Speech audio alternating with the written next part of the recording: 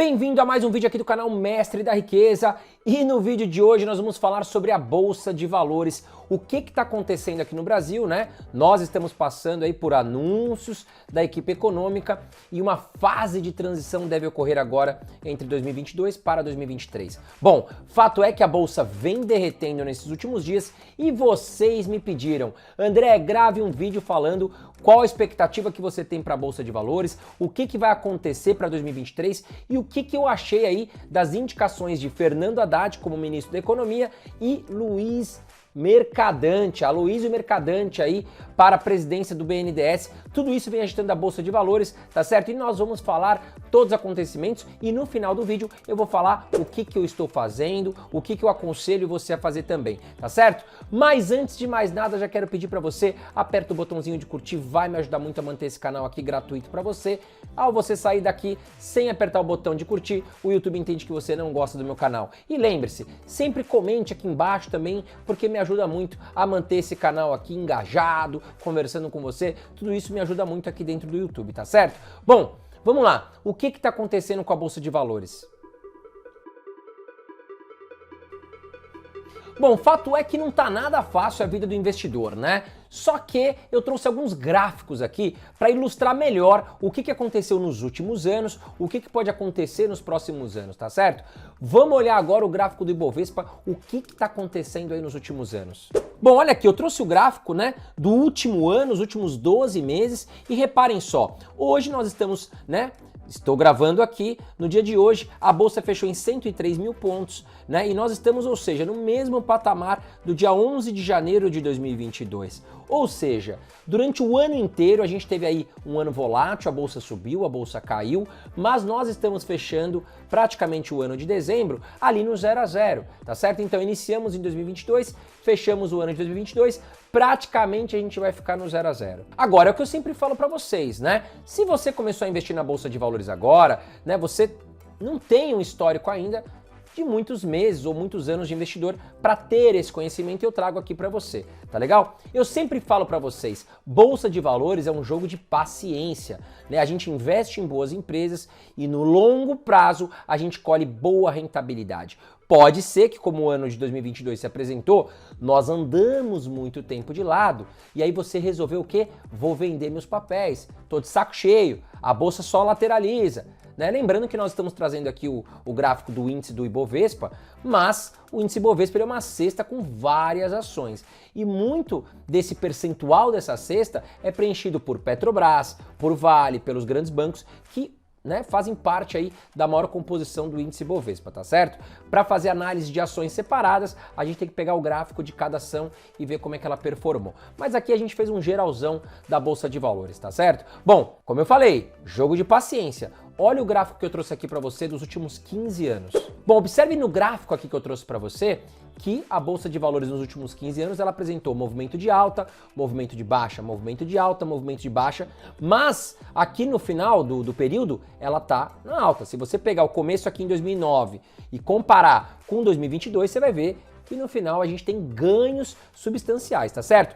Por exemplo, olha aqui, entre 2012 e 2016, a Bolsa lateralizou. Chegou ali em 2017, pegou um foguete e subiu com tudo. Ou seja, quem ficou ali 4 anos, né, sofrendo, lateralizando, chegou em 2017 e viu os lucros choverem na sua horta. 2017, 2018, 2019, poderia ter continuado se não tivesse, né, aquele problemão com aquele vírus famoso em 2020. Então é o que eu falo para vocês, precisa ter paciência na Bolsa de Valores, precisa selecionar boas empresas, empresas promissoras, empresas que têm bons projetos, lucrativa, com dívida controlada e esperar, porque o resultado vem. Para te provar essa ideia que eu trouxe, né, eu trouxe aqui também duas empresas. Trouxe o gráfico aqui da WEG e da Raia Drogasil. Vamos dar uma olhada aqui no gráfico da WEG, o que aconteceu nos últimos anos. Então olha lá, que entre 2008 e 2014, né, as ações da WEG elas lateralizaram, ou seja, a gente ficou aí 6 anos praticamente com os acionistas não vendo a cor do lucro, não vendo a cor do dinheiro, tá certo? Só que de 2015 para frente, olha o que aconteceu com as ações da WEG, né? Super valorizaram. Então, acionistas que conseguiram comprar em 2008, 2009, as ações valendo centavos ou poucos reais, digamos assim, Hoje as ações valem R$ 35,79. Ou seja, é um jogo de paciência. É você investir numa boa empresa e deixar o tempo dizer aí, mostrar os lucros para você. Eu trouxe também outra empresa aqui, que é a Raia Drogasil, uma gigante aí do segmento farmacêutico. Vamos dar uma olhada no gráfico, o que aconteceu com as suas ações. Então tá aqui, ó, entre 2010 e 2014, né, praticamente as ações lateralizaram também. A partir de 2015, as ações subiram desde então e todos os anos os acionistas viram os lucros crescendo e crescendo aqui com uma belíssima empresa como a Raia Drogasil, tá certo? Mais uma prova que o jogo aqui se chama paciência na Bolsa de Valores. Agora, nós temos também empresas cíclicas na Bolsa de Valores, né? Por quê? Por que elas são cíclicas? Porque elas vivem de ciclos, tá certo? Eu trouxe aqui o gráfico da Petrobras para você entender o que é uma empresa cíclica, tá certo? Vamos lá. Olha aqui, ó. Então, em 2009, a empresa valia muito próxima ali de R$20 e hoje, em 2022, vale R$23. Se você olhar o gráfico dela, ela tem movimentos de alta e movimentos de baixa, movimentos de alta e movimentos de baixa. Isso porque a Petrobras, ela depende única e exclusivamente do petróleo. O petróleo é uma commodity internacional e ela tem o seu preço, né, ajustado aí no mundo todo. Então, não tem jeito, uma empresa que é comoditizada, ela vai ter movimentos de alta, movimentos de baixa, tá certo? Então você precisa entender muito bem o ciclo dessa empresa para investir nessas questões, tá certo? Se você está iniciando agora, sugiro até que você deixe empresas comoditizadas aí para investir mais à frente, até que você tenha mais conhecimento na Bolsa de Valores. Agora, antes de entrar aqui na questão política, o que está acontecendo, o que pode acontecer, qual é a minha opinião, já aproveita, se inscreve aqui no canal Mestre da Riqueza e ative as notificações, porque o que tem de gente aqui perdendo boas oportunidades, pois não estão recebendo as notificações do meu canal, tá certo? É muito importante que você esteja inscrito e ative no sininho ali todas as notificações, tá certo? E agora vamos falar o que está acontecendo. A bolsa derreteu esses últimos dias, Haddad, Mercadante, né? Tá tudo isso agitando o mercado e eu vou falar agora qual que é a minha opinião sobre isso. Bom, tivemos aí a indicação e confirmação como novo ministro da Economia, Fernando Haddad. Ele que já foi prefeito em São Paulo, né? Não conseguiu se reeleger, saiu aí com uma, né, com baixa autoestima aqui da Prefeitura de São Paulo, porque teve uma rejeição muito grande, né? Os 4 anos que ele governou aqui a cidade de São Paulo, não foi nada bem, tá certo? Então, o mercado esperava um nome mais ligado à economia e menos ligado ao Partido dos Trabalhadores. Então, o que parece para o mercado é que foi uma indicação política, não uma indicação para gerir bem a questão do Ministério da Economia. Nomes, por exemplo, vou deixar a foto dele aqui, do Henrique Meirelles, seriam muito bem vistos aqui como ministro da Economia, mas não foi isso que aconteceu, tá certo? O novo ministro da Economia é o Fernando Haddad, mas sabemos que o Fernando Haddad é apenas uma figura ali, né? Que não vai, na verdade, tocar a economia, até porque ele não tem conhecimento. Ele está muito abaixo de um ministro como Paulo Guedes, que ainda é o nosso ministro da Economia em 2022, tá certo? Paulo Guedes vai passar o bastão para o Fernando Haddad, mas, na minha opinião, o Haddad é só um nome para, né, justificar aí algumas indicações políticas dentro do Partido dos Trabalhadores. Abaixo do Fernando Haddad, nós teremos secretários ligados à economia e estes sim é que devem ditar o tom, os próximos passos da economia aqui no Brasil, tá certo? Fernando Haddad deve ser aquela figura que vai fazer a comunicação, a transição entre o presidente, entre a Câmara dos Deputados, senadores, junto aos secretários da economia que sim devem fazer toda a indicação, todas as pautas econômicas aqui do nosso país. Agora, se engana você, né? Se você está pensando que foi a primeira vez aí que aconteceu de uma indicação de um político, na verdade, assumir o Ministério da Economia e não um nome ligado ao mercado, tá certo? No primeiro mandato do Lula, nós tivemos o Palocci, vou deixar a fotinho dele aqui, também que não era, né, ligado ao mercado financeiro, ele era inclusive político também ligado ao Partido dos Trabalhadores e ele que fez toda a ponte aí entre a economia do Brasil, deputados, senadores e deu certo, né? Então, o que o Lula acredita? Que o sucesso que o Palocci teve ali entre os anos de 2003 e 2006 possa se repetir com o Fernando Haddad. Inclusive, o Partido dos Trabalhadores pretende, né, valorizar o nome de Fernando Haddad para que ele possa vir candidato a presidente no ano de 2026. Agora, Fernando Haddad não vai ter uma meta muito fácil, né? A missão dele é difícil sim, tá certo? Dele e também dos secretários da Economia, que vão aí se juntar à pasta do Ministério da Economia. Bom, o mercado nesse momento está em cima do muro. O que vai acontecer? Nós sabemos que um governo de esquerda, como o Partido dos Trabalhadores, ele prega muito pelo assistencialismo, para subsidiar questão de empréstimos a taxa de juros baratas, e isso tudo o mercado olha com um certo risco. Por quê? Nós vamos utilizar o dinheiro dos cofres públicos para financiar empréstimos, nós vamos utilizar o dinheiro público para financiar programas de assistencialismo, e de onde vem esse dinheiro? Nós vamos enxugar despesas, nós vamos melhorar a arrecadação, ou só vamos colocar aumento de impostos, aumentar aqui também, né, a questão dos gastos públicos?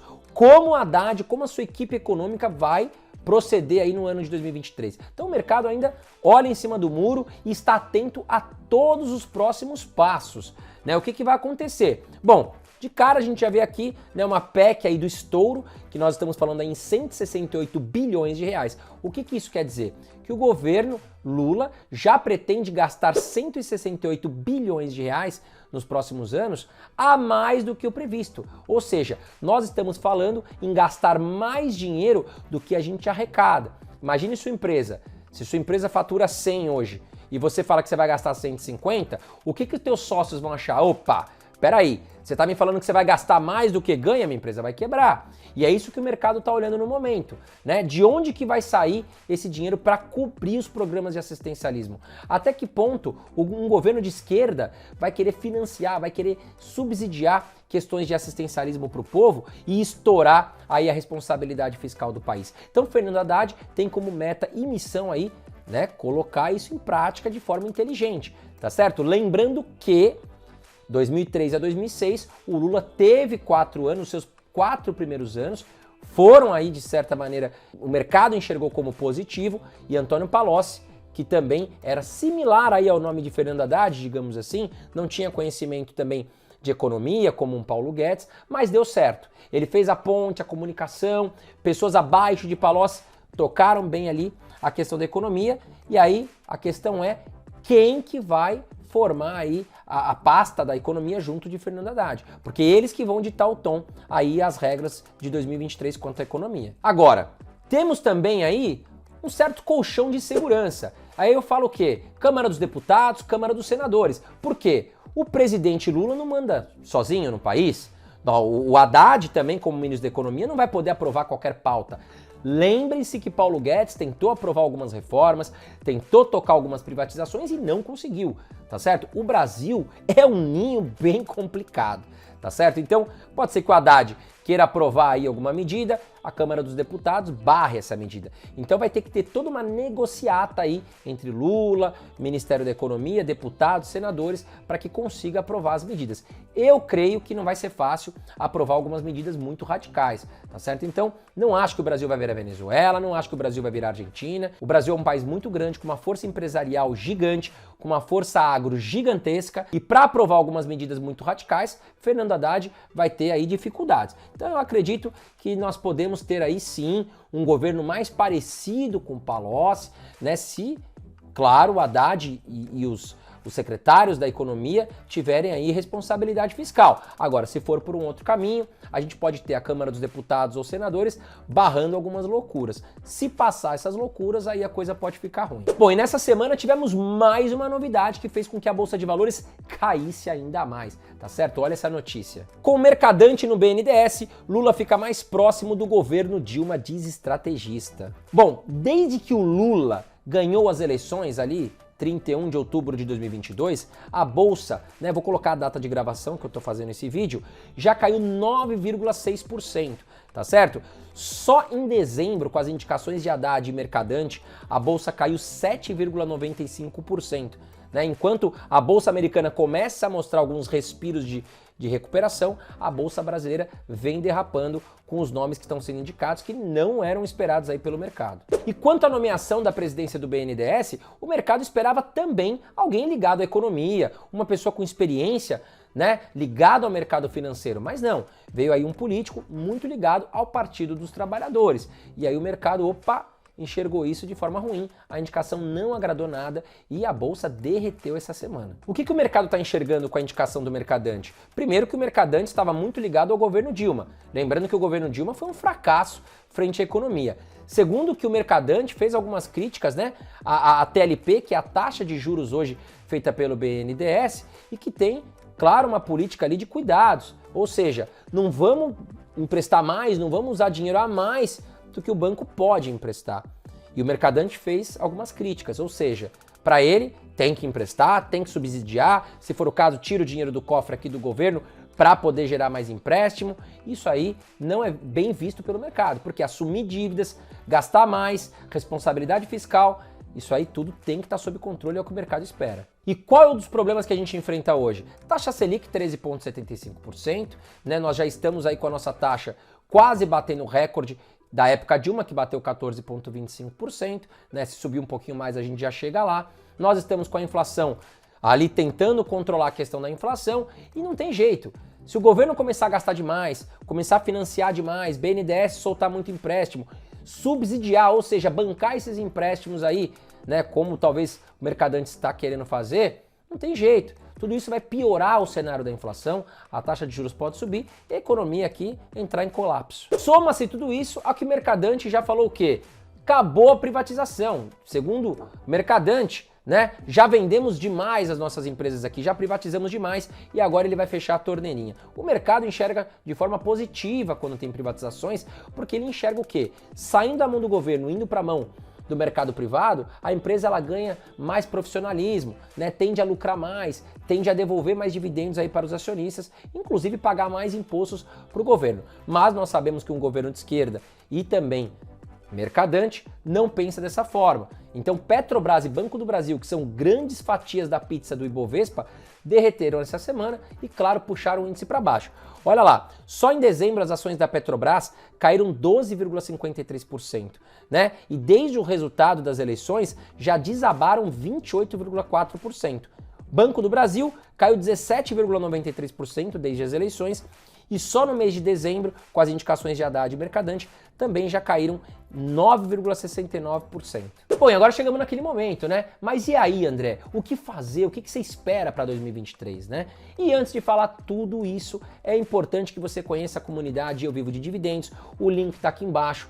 Faz muito sentido para você, tá certo? Porque lá eu estou num grupo com vários outros investidores como você que estão iniciando a sua jornada na Bolsa de Valores e nós estamos orientando dia a dia o que fazer. Então, por exemplo, eu vi um produto bom de renda fixa, eu vou lá e coloco para a galera da comunidade. Fiz as minhas compras de ações, fundos imobiliários, coloco em tempo real para a galera. As perguntas da comunidade muitas vezes são a sua dúvida. E aí o pessoal manda as dúvidas ali, eu respondo no mesmo dia, ou até mesmo a minha equipe, tá certo? Fora isso, você tem carteira recomendada de ações, carteira recomendada de fundos imobiliários, aplicativo para você declarar o seu imposto de renda sem ter que pagar contador, muito fácil, tá certo? Entre outros milhares de benefícios. Tem uma plataforma completa de aulas para você aprender a investir comigo em ações no exterior, que é um momento importante, né? Fundos imobiliários, renda fixa. Então, é um pacote gigantesco ali por uma assinatura que tá bem atrativa. Vem aqui embaixo, o link tá aqui embaixo, vem conhecer a comunidade Eu Vivo de Dividendos. Mas agora eu vou te falar o que fazer focando aí os próximos anos ou até mesmo mais específico 2023. Bom, na minha opinião, a Bolsa de Valores já precificou o caos, tá certo? Eu sempre falo aqui para vocês que a Bolsa de Valores ela enxerga o futuro, tá certo? Então, na minha opinião, a Bolsa já precificou efeito Haddad, efeito Mercadante, né? Governo de esquerda, o que pode acontecer, tá certo? A Bolsa já precificou muito isso, né? Acredito eu que qualquer notícia positiva, secretários da economia sendo bem indicados, né? Ter responsabilidade fiscal, tudo isso já pode fazer a Bolsa dar um salto alto aí, digamos, em 2023. Soma-se a isso que, claro que o governo Lula não quer que a Bolsa feche de forma muito positiva esse ano, né? Porque pense você, se fechar a Bolsa de Valores 10% de alta em 2022, isso daí vai cair no colo de quem? Do Bolsonaro, ou seja, Bolsonaro deixou a Bolsa em alta, né? Então, pro Lula até faz sentido puxar a Bolsa um pouco para baixo agora, para em 2023, caso ela dê um salto para cima, fica aí na conta do Lula, tá certo? Gente, é política. né? Economia e política estão muito ligadas. Então pensa se não faz sentido, né? Ou seja, 2022 a bolsa fecha em baixa, mas lá no final de 2023 a bolsa fechou em alta. Ou seja, o Lula fez um trabalho muito positivo. Bom, a inflação também, que começa a se mostrar sob controle, pode melhorar em 2023 se o governo atual não fizer muitas loucuras, tá certo? E se a inflação vier para baixo, que é o que o mercado espera, a taxa de juros também vier para baixo, isso tudo vai impulsionar a bolsa para cima. Então, nesse momento, eu enxergo que a bolsa de valores, ela já apanhou demais. Nós temos ótimas empresas ali precificadas a preço de banana, tá certo? Então, na minha opinião, nós temos ótimas oportunidades, porém nós temos que ser cautelosos nesse momento. Então, o que eu sugiro você fazer? Não coloque todos os ovos numa cesta só. Vamos diversificar. Não vamos desprezar a renda fixa, tem bons produtos. Vamos colocar um pouquinho na renda fixa, vamos colocar um pouquinho em fundos imobiliários, que podem se valorizar muito, principalmente aí, né? Se a renda fixa começar a puxar para baixo, os fundos imobiliários tendem a se valorizar em 2023.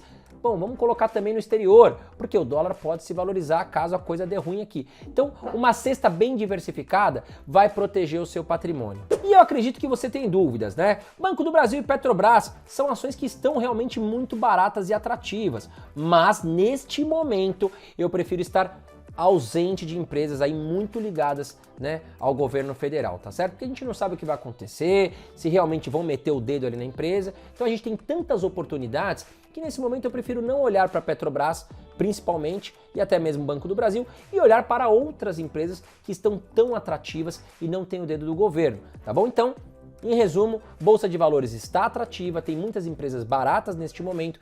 Claro que o que está barato pode ficar mais barato, tá certo? Mas eu acho que o caos já está precificado na Bolsa de Valores, temos grandes oportunidades. Porém, a diversificação traz aí segurança para você dormir bem, para você investir tranquilo, tá certo? Então é isso aí. E na comunidade Eu Vivo de Dividendos a gente está ensinando tudo isso para os nossos alunos, o link está aqui embaixo, te convido a conhecer. Bom, espero que você tenha gostado do vídeo, não deixe de comentar aqui, curtir o vídeo que me ajuda muito, tá certo? E já quero saber de você, o que você está achando dessas nomeações do governo? Você está confiante para 2023 ou está pessimista? Comenta aqui embaixo comigo, tá certo? Um grande abraço para você, continue fazendo bons investimentos.